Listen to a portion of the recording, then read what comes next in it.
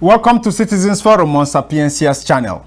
Today on Citizens Forum, we'll be talking about a very controversial conversation in Nigeria. Yes, the Nigerian Senate, the Nigerian National Assembly, is saddled with the responsibility of ensuring it makes laws for the smooth running of Nigeria. But then, when there is a bill seeking to not only recognize what many Nigerians have been asking for, and that is some constitutional role for the traditional rulers. But here is a bill in trying to create that platform Nigerians have always asked for, our traditional rulers, because we want peace in our communities. We want security in our communities. We want development in our communities. And we've all agreed that our traditional rulers across the length and breadth of Nigeria are those who are closest to the grassroots man and woman. But then this bill seeks to make the Sultan of Sokoto and the Ooni of Ife not only permanent chairmen of this traditional rulers council, but to elevate them far and above their contemporaries across Nigeria. Then the controversy begins. We've seen Ohanaeze Ndigbo kick against this bill. We've seen the Middle Belt Forum kick against this bill. We've seen the Kogi Council of Elders kick against this bill. And what every of these groups are saying is same thing. That for the peaceful coexistence of Nigeria, we cannot allow this bill to stand. Ohanaeze Ndigbo using very strong words to describe this bill: inequitable, discriminatory, ethnocentric, distasteful, reprehensible, objectionable. They used more words to qualify this bill, saying it must be withdrawn.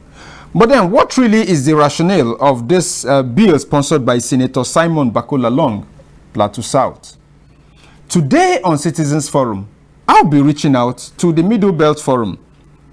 The spokesperson of the Middle Belt Forum has also described this bill in not very pleasant terms.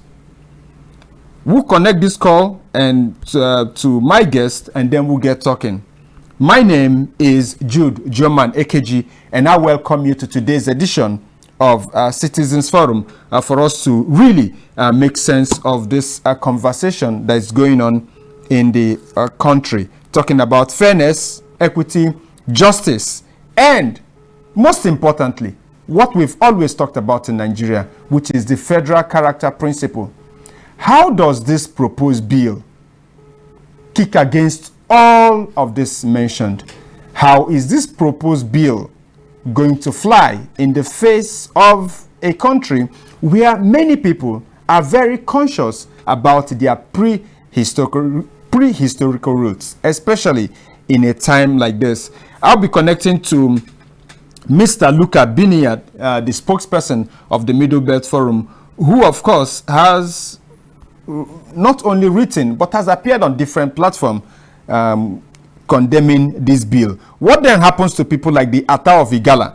What happens to the Obi of Onitsha, the Dean of Abo, Totiv, Etsunupe, the Oba of Benin, the Olu of Warri, the Emir of Kano, Alafin of Oyo, and of course, other highly ranked traditional rulers in the country. Hello. Hello, good morning, sir. Good morning, Stuart. Yes, good morning and welcome to Citizens Forum on Sapiencia's platform. It's always my pleasure to be here. All right. Now, let's take this from the very top. You heard, just like every other Nigerian heard, about the plans and the proposed bill.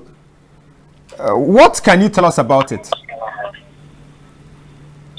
Well, the proposed bill seeking to create a national traditional council with the Sultan being the permanent co-chairman representing the North, and the Ooni of Ife to be his counterpart in the South, does not sit well with us, the people of the Middle Belt, for many reasons.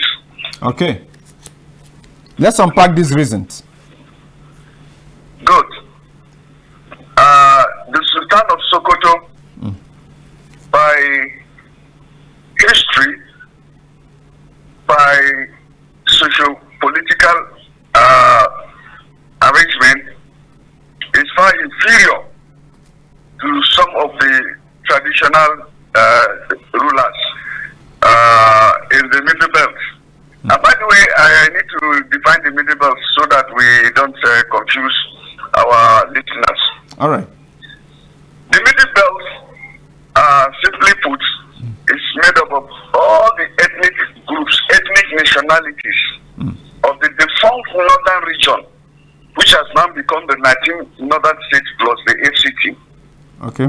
That we are never part of the Amfodio Caliphate or the Sokoto Caliphate, and also the Kanem Borno Empire. By and large, it means that the Middle Belt comprises of all the ethnic nationalities in the defunct northern region that are not Fulani, Hausa, or Kanuri. And they are spread in 14 of the current 19 northern states plus FCT. So it is quite a very huge part of the Middle Belt. In fact, it forms 66% of the landmass of the former or the defunct northern region. So that's what the Middle Belt is all about. All these ethnic nationalities that are there, and there we can have dialects that are over 350 among them. So that's what makes up the Middle Belt of Nigeria. So we had monarchies that date back even before Jesus Christ was born. You put in mind the famous Nok terracotta civilization. Yes. Yes. Which is predominantly in the Middle Belt, and it's named after a village called Nok in southern Kaduna, where I come from. And then we had a thriving civilization of iron that time with rich, history. And then we had we had so many ancient empires that thrived very well, including the Quadrafa Empire, which was a confederacy of other tribal groups. And it ranged from 900 AD up to 1700s, shortly before the colonization of some of the so-called New World, and before the white man set his foot on Nigerian soil. Yeah. So we had a thriving, and today he's being represented by the Akuka, who is the Aku of Okari. The Quarafa Empire was never put in history books, but documents and historical facts and relics affirm to that. The Atafigala, for example, reigned back as far back as around in the 13th century. Yep. The Nupes had their own empire. So the Sultan of Sokoto is a newcomer.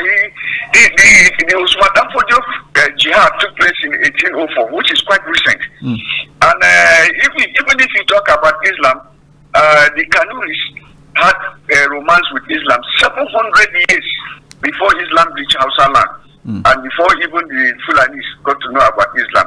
The Kanuris had already had contact with the Arabs, and they were already going on pilgrimage. In fact, the Kanuris had an ambassador in Mecca at that time. So there is no way that the Sultan can sit as the leader of the traditional councils of the North in that arrangement, because he was just favored by the British, who, by way of force, amalgamated the Northern Protectorate and gave the Fulanis, an undue advantage. So, historically speaking, and even by the dignity and the privilege of leadership, traditional leadership, the Sultan of Sokoto is nowhere some of our traditional leaders. Yeah. All right. So this is, I'm very sure from some, especially our audience here in Southeast Nigeria, they'll be very surprised at some of the things you are saying. Yes. Some of the things you are saying, and I'll split them in two broad categories. The first one is, I'm sure many people will be hearing it for the first time, that this opinion you have thrown on the table, that the Sultan of Sokoto is far junior to some of these traditional stools. That stool is junior to some of these stools. And second, there was something very important you said, and that was when you talked about the kingdom, and you said that it was never put in history books, because this happening in Nigeria right now should make us probe our history and the history we teach. Which history do we really hold dear? Is it the history of those who came and conquered us? Because it will seem as though the history of Nigeria that we even teach our children, because we talk about let's bring back history to our schools. Let's bring back history to our schools. But we are actually saying, let us bring back history to our schools. History that is the version handed to us by the white man. Not a history that has been written by us for us. We do not have that history yet in Nigeria. The history that we do have, even those of us who claim we know so much history, it is the history as written by the white man, who had his own clear agenda. So let me ask you this question. One of the history we were taught, social studies, as early as primary school, was that the Sultan of Sokoto is two things. That he is both a religious head and he is also a traditional head. And that sets the groundwork, just like you talked about the British giving that seat undue advantage. Those were your words. But then to give that advantage, you had to go to the history books and write something. So what was written for us, which we read, was that the Sultan of Sokoto is not just a religious head. No, that he is both a religious and traditional. And that sets the groundwork for especially those in southern Nigeria to look at the Sultan of Sokoto as the leader of the North, as the king of the North. Now that you are coming up with this, because some of these things we are not open to everyone. If for instance, I'll give you an example.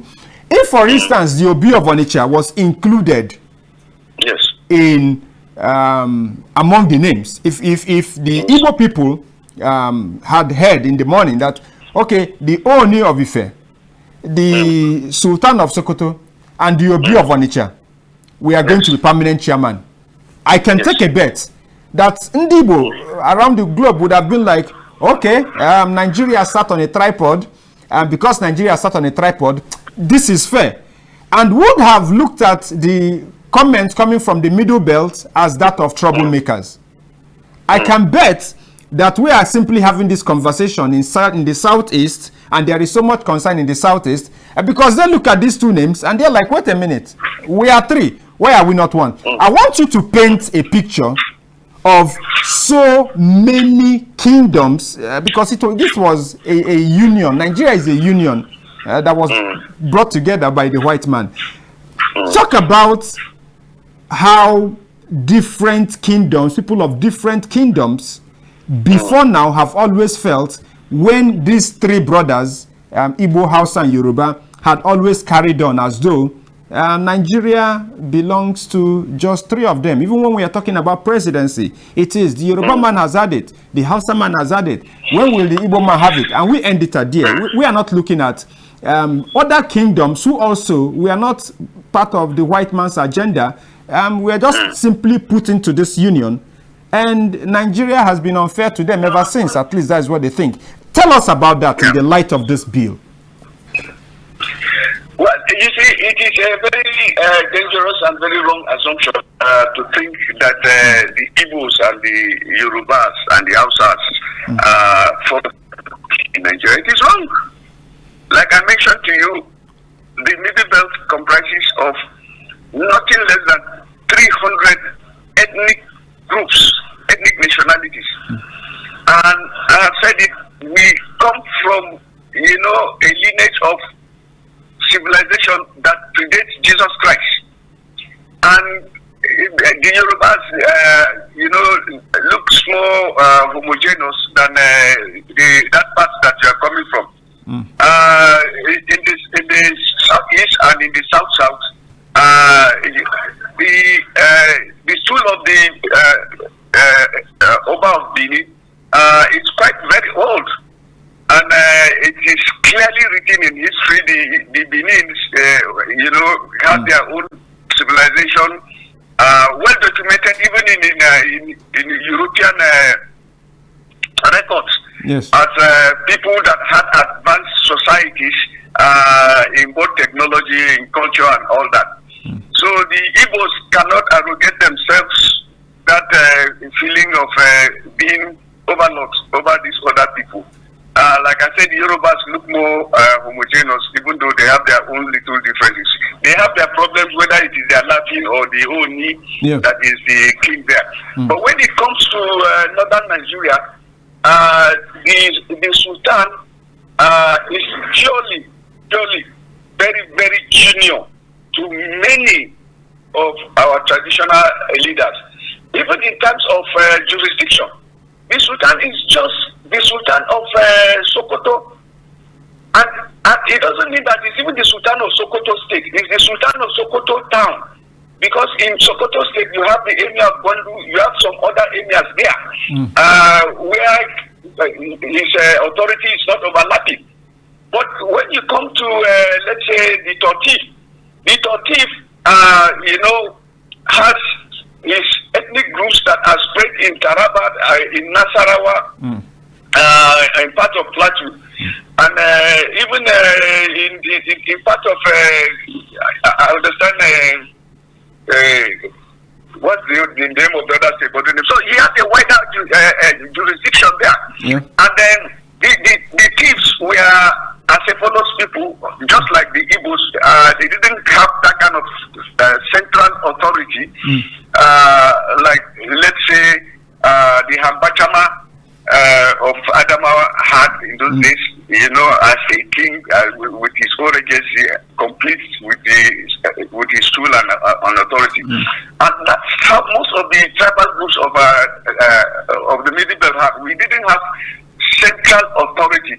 Like I said, the Kwararafa Empire was made up of the confederacy of these people, including all the Atiap. I'm from Zankunkata local government. They are the people that you call Tataf. We didn't have a central authority, just like the Igbos didn't have, but that doesn't mean that they were not an organized society that had their own warheads and that could take decisions for the benefit of the people. The Sultan of Sokoto was made what he is by the British. After the British conquered Sokoto, was it in 1902? They decided that these people look like they are organized. They have well-fashioned out leadership, structure. We can use them to, rule these primitive, independent pagan tribes of the north. And they now conferred him with the title of the king of the north, quotation. They forgot that the Kanuris, who put on very stiff resistance to the, to the invading. Oh, sorry, we seem to have lost connection.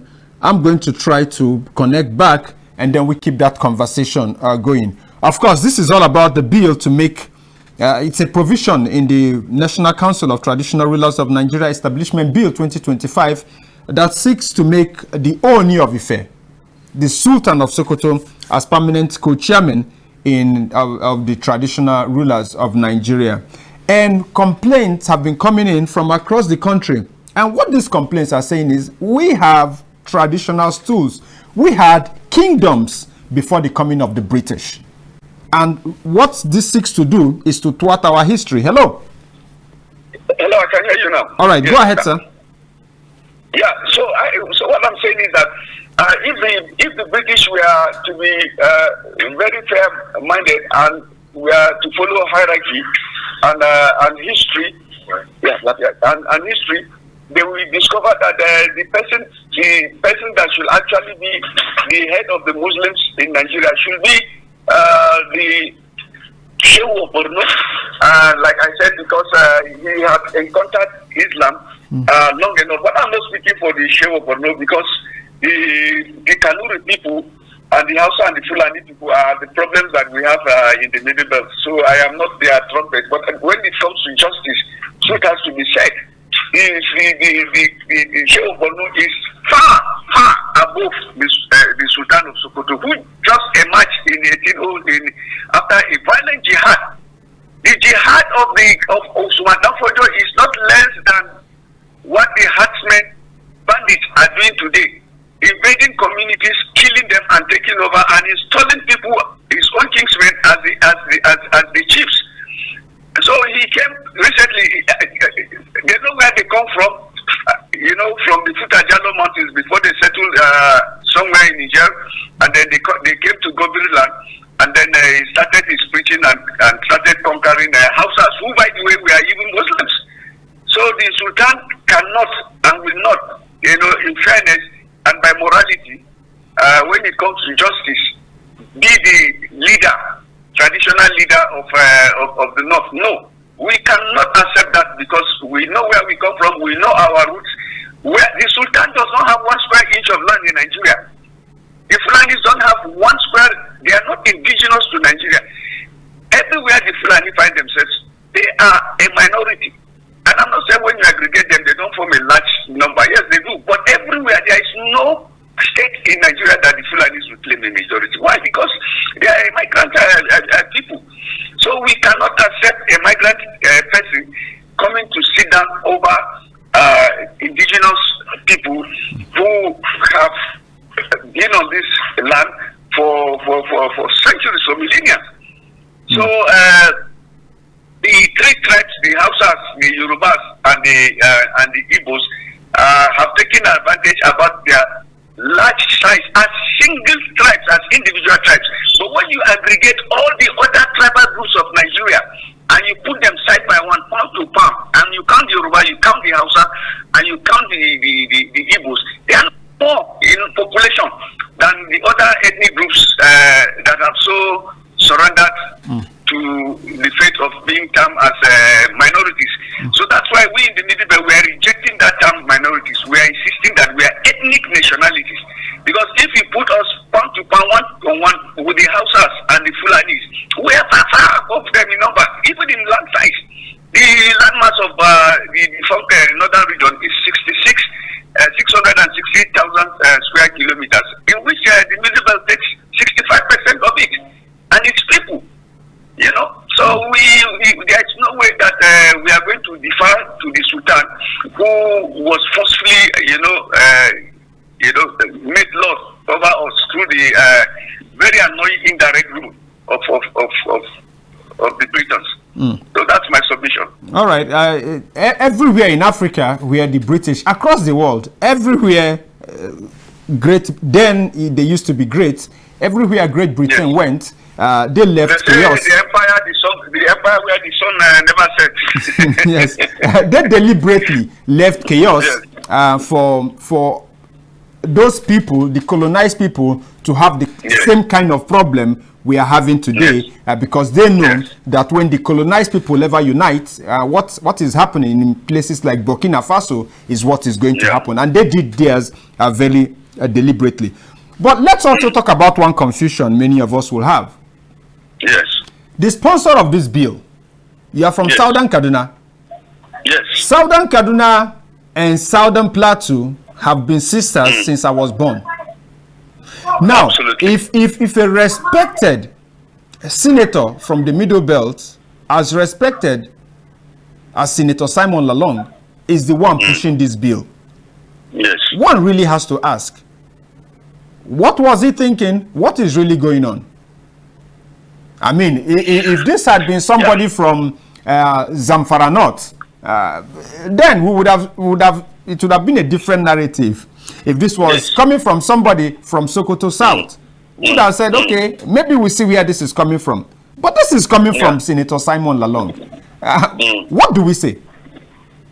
Well, you see, Senator Lalong is a very curious character when it comes to his political rule in Plateau State and by and large in the Middle Belt. Recall when he was the governor of Plateau State, he also knew the idea of giving the Fulanis some grazing reserves, to the anger of the majority of the people of Plateau State. He deferred to them. He would lick the Hausas, who are a tiny minority in Plateau State. He has this mindset that perfectly fits with the description of what is called a useful idiot. And then, because if not so, Lalong should know that even the Pongjin Tarok, he's from Gumai. He's somebody of Gumai, and they also come from a very old traditional. They have a very old traditional king there, who is far older. That stool is far older than the Sultanate. So he did but you see, when they want to drive their agenda, they look for such characters to make it look like, okay, this must be a noble thing because it's coming from a Christians and it's from the Middle Belt. So if they want to propose this, then why should any other person, take over it? But I want to assure you now that from hindsight, Lalong is very, very regretful about this because it has given him some very serious knocks. And if you like, blackface, redface, by the reaction of the people. So Lalong has always tried to look at the Hausas and the Fulanis as his lords and masters, which is not, the spirit and nature of a Plateau person and a Middle Belt person. I come from Southern Kaduna. Yeah. My village to Jos is a walkable distance. That is true. My ancestors, they carry yam on their head, and in 3-4 hours, they're already in Jostown to sell their yam and return. That's so we have this kind of relationship. We have never deferred to the Hausas or the Fulanis. In fact, the Fulanis are settlers in our, and we use them. They settle on our farms and enrich ourselves with the help of their manual. There is no way that they were not over us. No, we dictated the terms for them.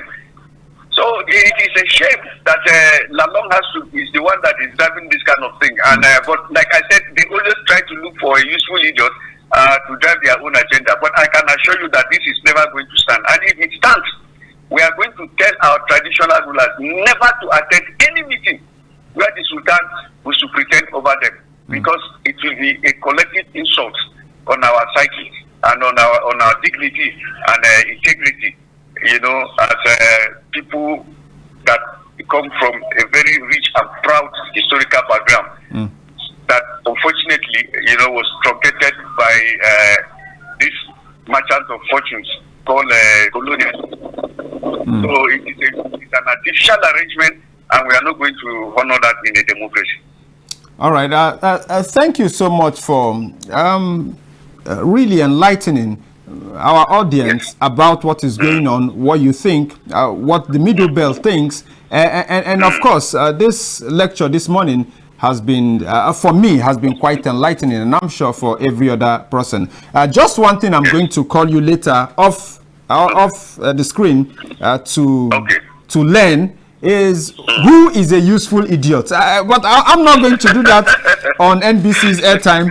I'm going to learn about that because I like the way it sounds. I don't know what it means. I clearly don't know what it means. No, for the benefit of our listeners. No, I know. Let's forget about that. Because if you say it, it means I know. I don't know what it means.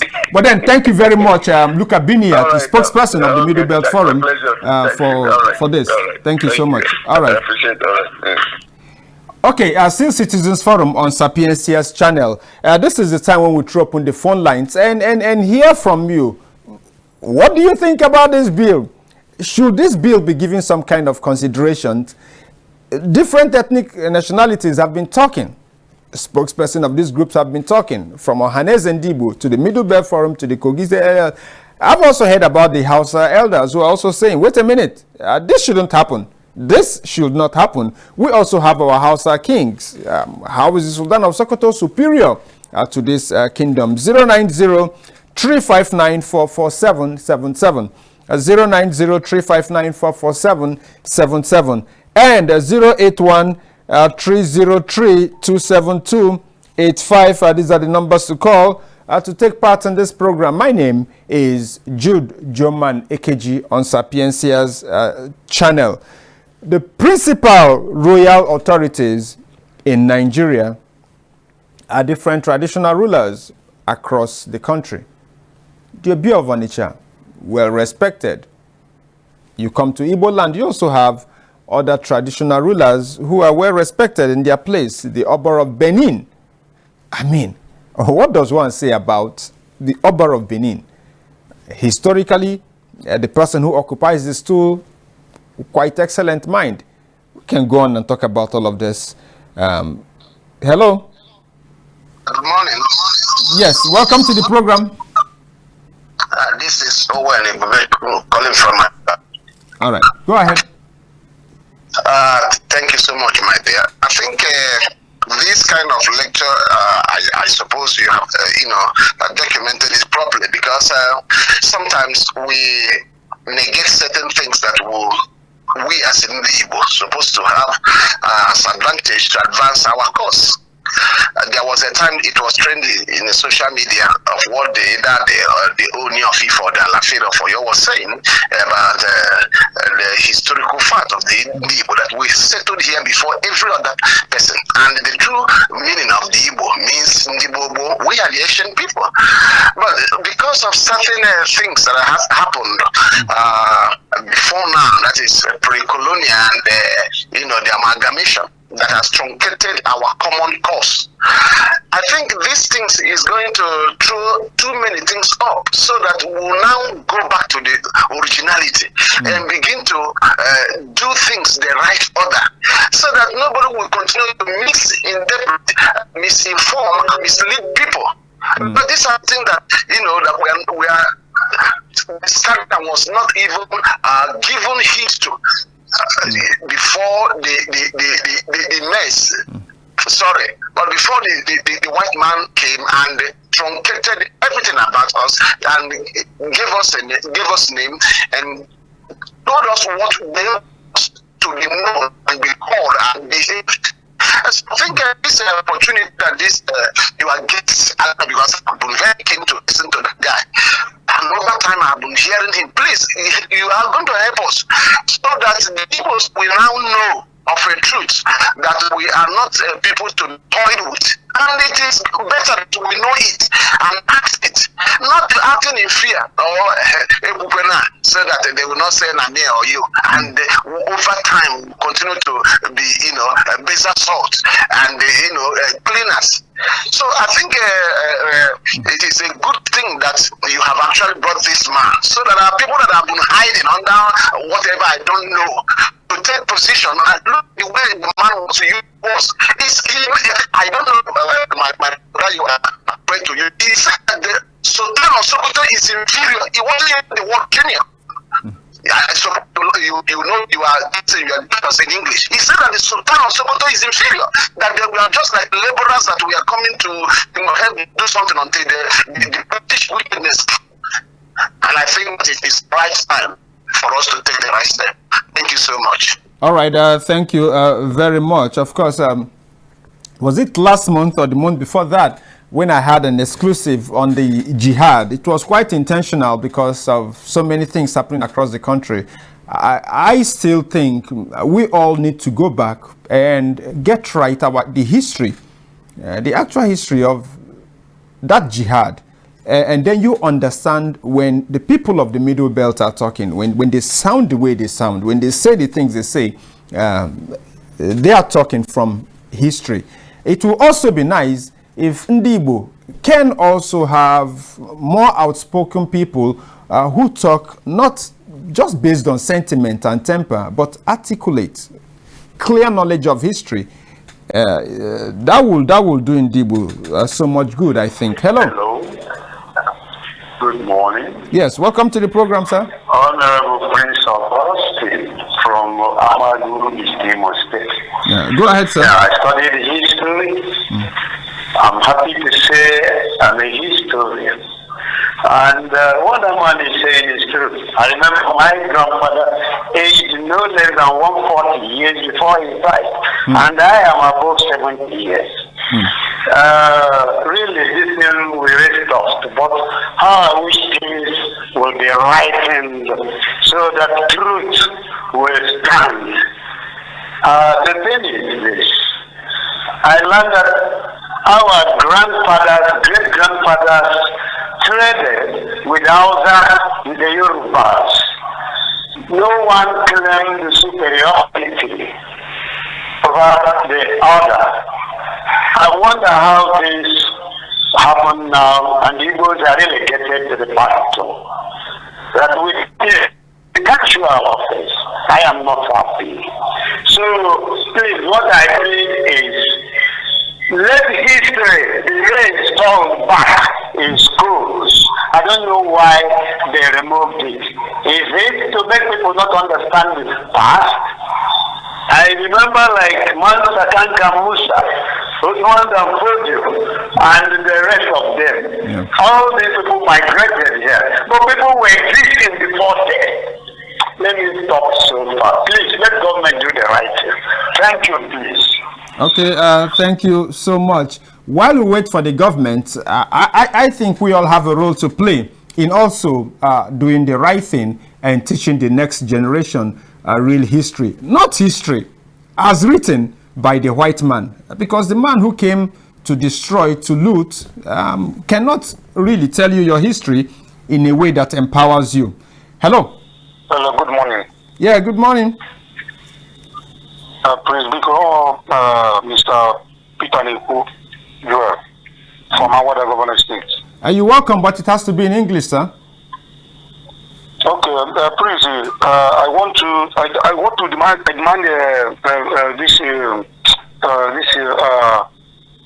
freshman, please. I need his number. All right, not on this platform. You need to come to the station for us to have that. Thank you for calling in, but then a program is going on right now, and this is not the time to do that. Find your way to Sapiencia's office, get to the reception, and we'll be very happy to give you whatever assistance you need, including the contact of any of our staff.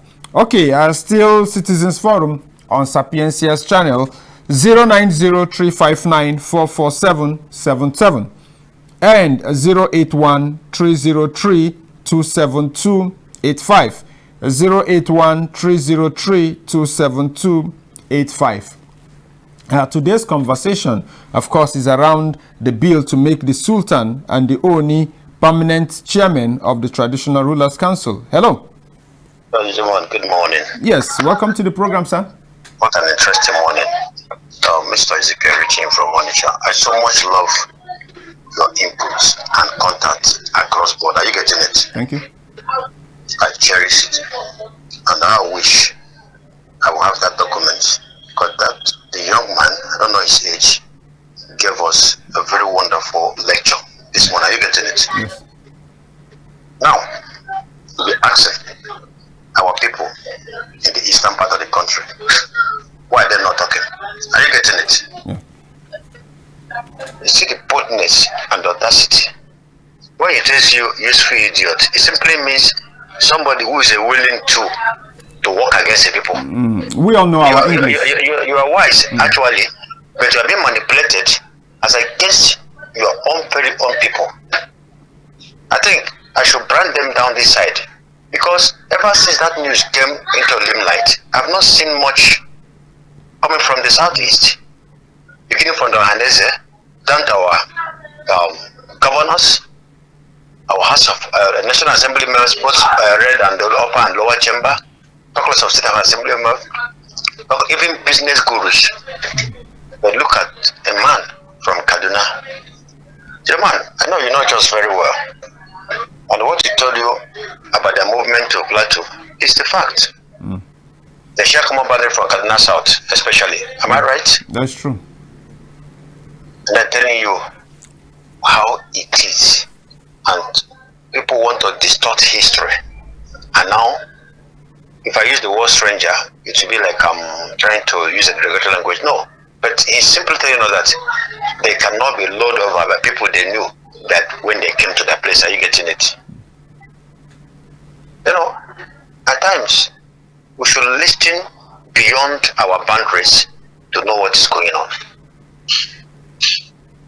Is it for New of Ife and Sultan of Sokoto that also be only in that board? At least we have this east, west, north, and south. Am I right?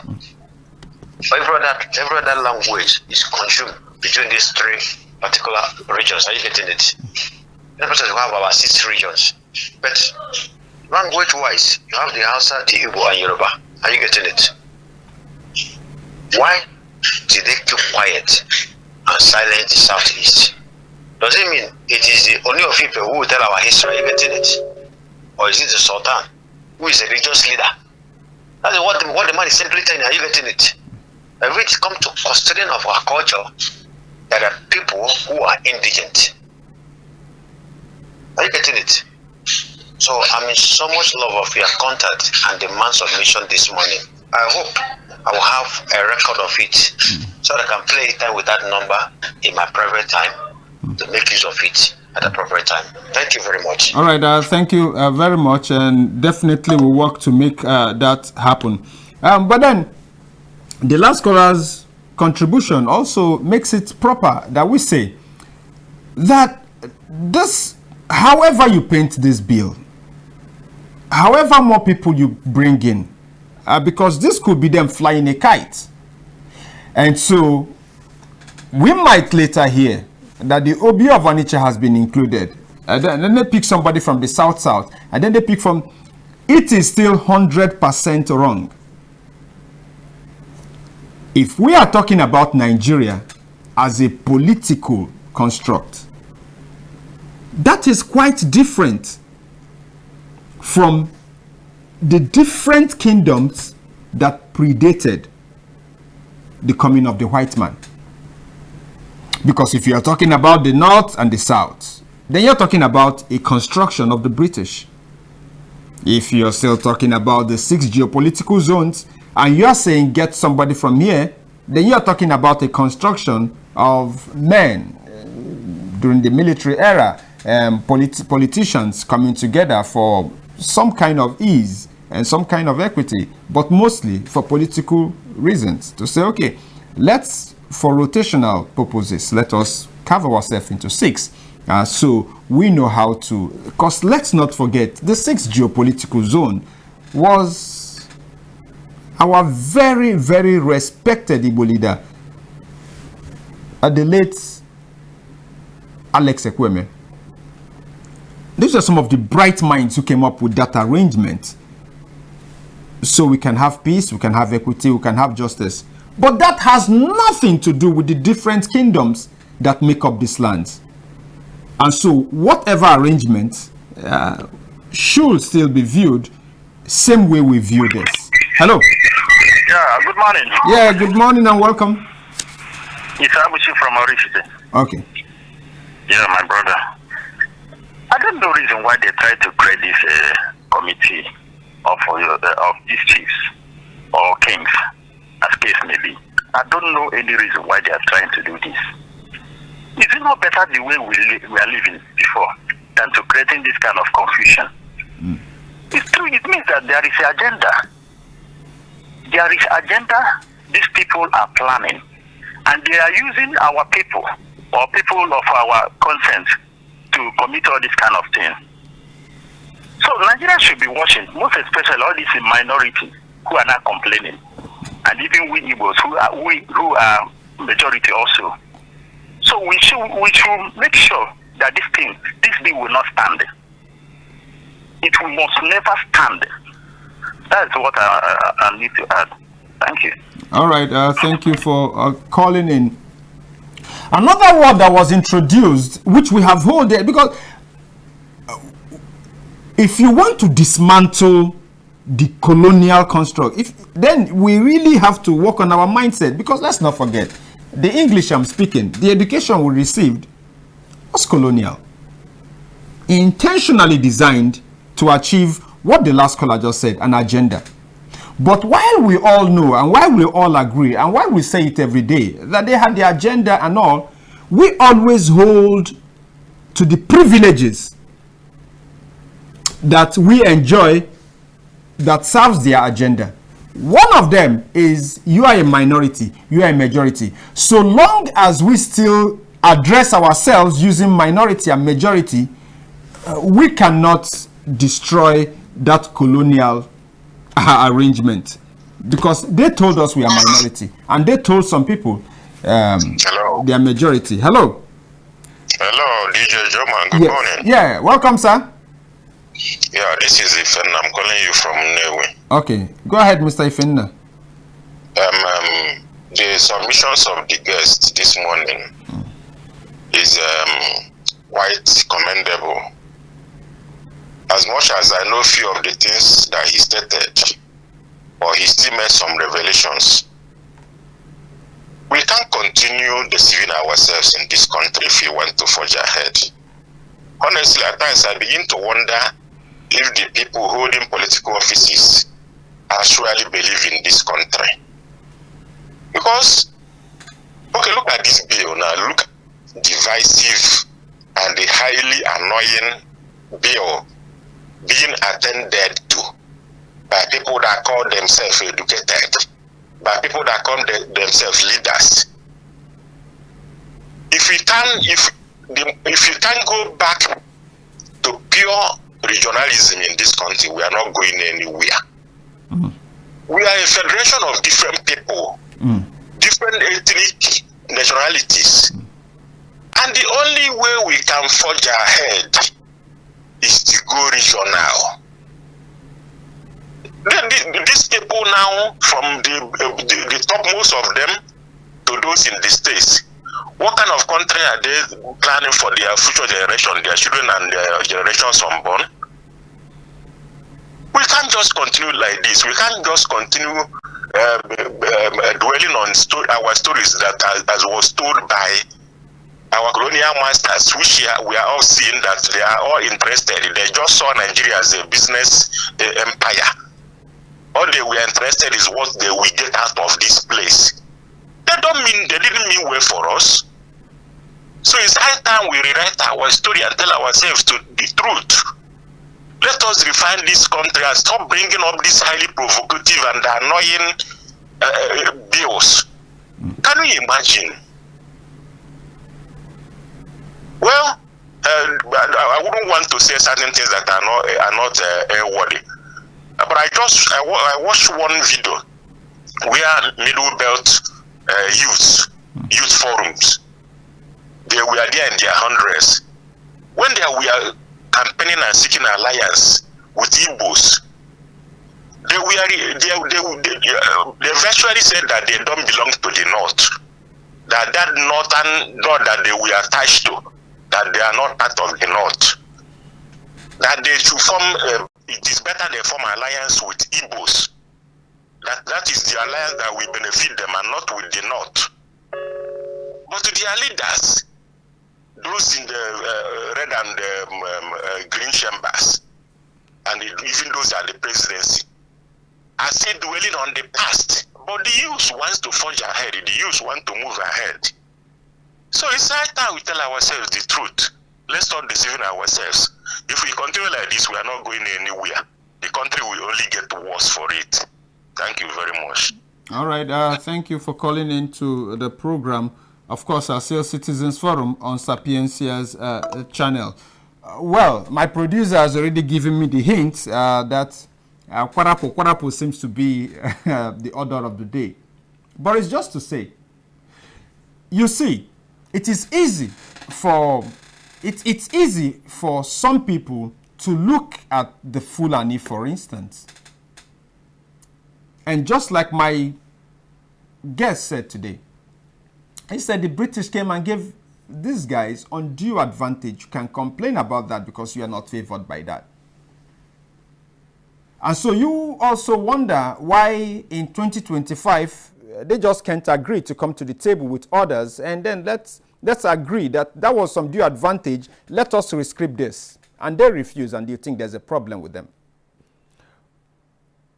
But whether you are Hausa or you are Igbo or you are Yoruba, the British also gave you some undue advantage when they called you the majority. And they called other people the minority. And they put that psyche in you. You still hold it till today. That when it comes to distribution in Nigeria, then you need to have the lion's share. That you have more stake. The Igbo man, for instance, believes, because that was a construction of the British, that when it comes to power, once you're coming to the South, hey, wait a minute, we're a major factor. And they don't think that people, other tribes in the South, should have a shot just like them. And so the Yoruba also thinks the same thing. And so you could, if we level up Nigeria such that there is a honest agreement that the Hausa will go, the Yoruba will go, the Igbo will go, we can run that arrangement for 500 years, and you wouldn't find anybody from these major groups agitating that, wait a minute, why can't a Tiv man be president? Why can't a Igala man be president? Why can't a Nupe man be president? Why can't an Igala... You can run. Why can't a Gwari man be president? Why can't a Kanchonk man be president? Why can't... You see, that is what they've done to us. Any intelligent mind that was coming up with this bill that has no ulterior motive would have done is to do what Nigerians have been agitating for. Can we have a constitutional role for our traditional rulers? Define what their powers are. Define what their functions are. Define what the limits of their powers are. Their rights, their privileges. Define it. Put it in the constitution. And let every man, let every kingdom in Nigeria abide by it. Whether it is the Igala, whether it is the Igbo. And when you come to Igbo land, for heaven's sake, it is not just the Obi of Onitsha.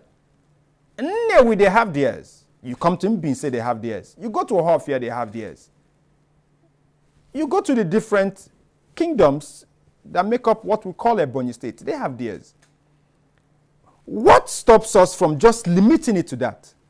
Why should anybody in their right minds be thinking in 2025 of some kind of a council that takes decision for the traditional rulers by voting? Who conquered, what kingdom conquered the other one?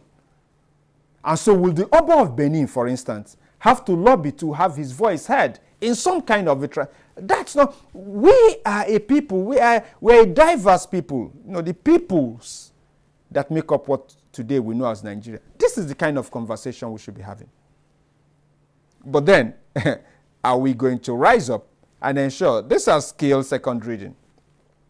And to make it law in Nigeria, it scales the second reading, is going to go to the committee, and then you're going to have public hearing.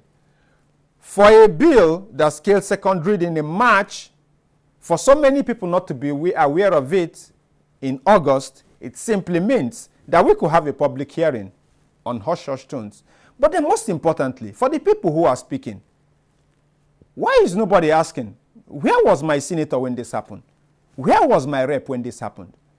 Where are my leaders, governors, when this happened? Citizens Forum will be here same time, same station next week. My name is Jude Jomanekeji. Do have a blessed day ahead.